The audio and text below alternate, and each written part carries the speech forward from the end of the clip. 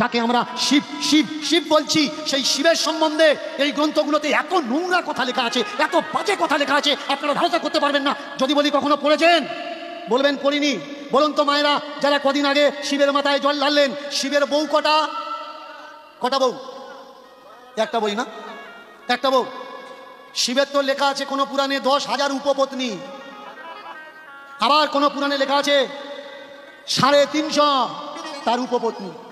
তাহলে না কেউ শুনতে পাবে, তাহলে উপপত্নী যার এত, মানে পত্নী ছাড়াও যার উপপত্নী থাকে, বলুন তার চরিত্র ভালো হয় না খারাপ হয়?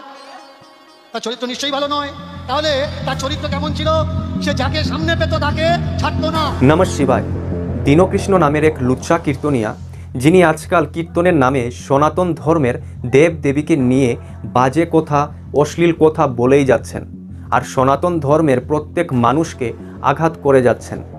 তিনি বলেছেন আর দাবি করে বলছেন, আমাদের পুরাণে নাকি মহাদেবের পত্নী ছাড়াও নাকি মহাদেবের অনেক উপপত্নী রয়েছে, তাও 10,000-এরও বেশি। তো দীনকৃষ্ণ ঠাকুরকে ঠাকুর বলবো না, লুচ্চা বলবো। তো আমি জিজ্ঞেস করতে চাই, আপনি কোন পুরাণে পেয়েছেন?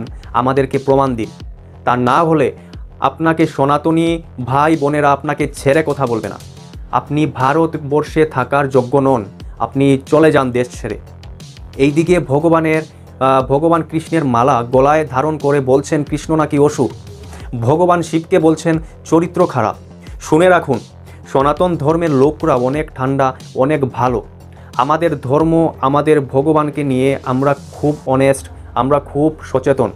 তো আমাদের ধর্মকে নিয়ে যদি বাজেভাবে প্রেজেন্ট করো আর ভগবানকে যদি গালি গোলাজ করো, এইসব করে যদি আমাদেরকে আঘাত করার চেষ্টা করো, তাহলে আপনাকে কেউ ছেড়ে কথা বলবে না। শুধরে যান।